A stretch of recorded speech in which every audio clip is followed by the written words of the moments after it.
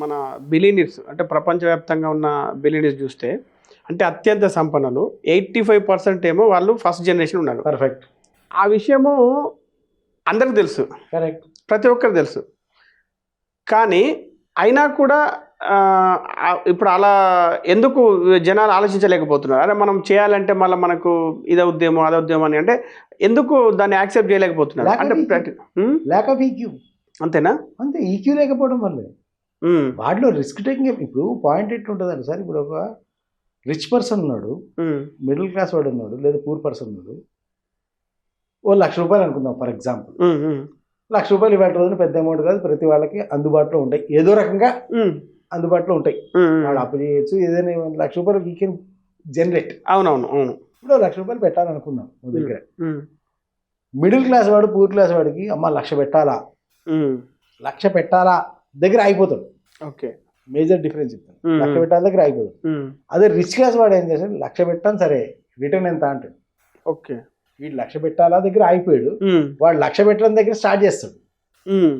Return ఎంత? Okay, 10,000 వస్తుంది. Okay, ఎంతకి? నెలకు 10,000 వస్తుంది. రైట్, నెలకు 10,000 వచ్చిందంటే నేను ₹5 ఇంట్రెస్ట్ తీసుకొచ్చిన, 5,000 వాడికి పోయినా, 5,000 నాకు మిగతా. అంటే ఏమీ లేదు, దగ్గర 0 నుంచి 5,000 సంపాదిస్తున్నాను. ఫ్రమ్ 0 ఆ 1,00,000 ఫస్ట్ నుంచి నా దగ్గర లేవు, 1,00,000 పక్క నుంచి పట్టుకొచ్చా, ఇక్కడ పెట్టా, 1,00,000 10,000 వచ్చినాయి.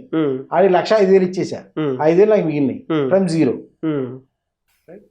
Okay, good or bad? Smart, good.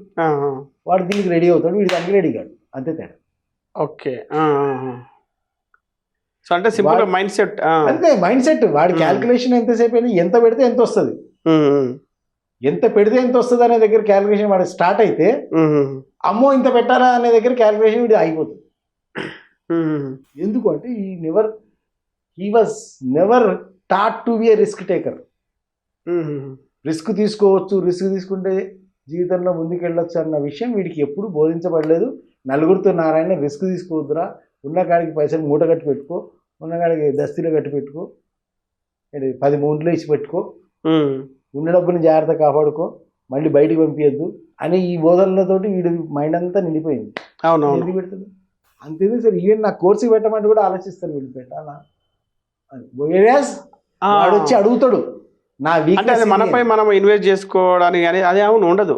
మన మీద మనం ఇన్వెస్ట్ చేసుకోవడం కూడా ఉండదు. కోర్సు పక్కన పెట్టండి సార్, ఇప్పుడు మన పుస్తకం ₹300 పెట్టాలంటే కూడా ₹300 రేట్ ఎక్కువ కదా అంటాడు. అదే దాంట్లో ఉండే వాల్యూ అంటే బుక్ వాల్యూ చూస్తున్నారు, book printing value, it's not printing value, దాంట్లో ఉన్న యాక్చువల్ వాల్యూ చూడాలి కదా. సో ఇక్కడ పాయింట్, నా బుక్ అయితే కాస్ట్లీ ఉంటుంది మీకు తెలుసు. నన్ను అడిగారు ఒకళ్ళు, సార్ ఎందుకని మీ బుక్ 100 పేజీలు కూడా లేదు, ₹500 ఎందుకు పెట్టారు? బుక్ 100 పేజీలు కూడా లేదు, ఆ 100 పేజీల బుక్ కాస్ట్ ₹50. ప్రింటింగ్కి బుక్ కాస్ట్ ₹50. 100 పేజీలు ప్రింటింగ్ కాస్ట్ ₹50. కానీ దాంట్లో ఉన్న 20 సంవత్సరాల రీసెర్చ్ స్టఫ్ కాస్ట్ మిగతా ₹450. ఆ వాల్యూ అడిషన్ అనేది ఎవరు అర్థం చేసుకోవట్లేదు. ఇప్పుడు అది ఆ బుక్ రాయడానికి 20 సంవత్సరాలు పట్టింది, నువ్వు ఆ నాలెడ్జ్ మాత్రం నీకు 20 సంవత్సరాలు పట్టేది, 20 సంవత్సరాల టైం నేను మిగులుస్తున్నా. అంటే ఇప్పుడు అదే సార్, మీరు 25 సంవత్సరాలుగా సంపాదించిన జ్ఞానాన్ని ఒక ₹50 పెట్టి మీరు ప్రింటింగ్ చేపిస్తే అది ₹50 చూస్తున్నారు, కానీ ఇది చూడట్లేదు. ఒక రచయిత అనుభవము 3 గంటల్లో ఇస్తుంటే ఇంకా అంతకంటే కావాల్సింది ఏమో sir. That is the problem. అది మిడిల్ క్లాస్, లోయర్ క్లాస్, అందుకని అక్కడ అయిపోతారు. అదే మీరు రిచ్ పీపుల్ చూడండి, ఎప్పుడు వాళ్ళ చేతిలో వాళ్ళ ఇంట్లో లైబ్రరీ ఉంటుంది. అదే మనం చెప్తారు కదా, పూర్ పీపుల్ టీవీ కొంటారు, రిచ్ పీపుల్ లైబ్రరీ పెడతారు. అవును, అది ఒక్క డిఫరెన్స్ చాలు. డిఫరెన్స్ చాలు. ఎందుకు తేడా అని చెప్తాను.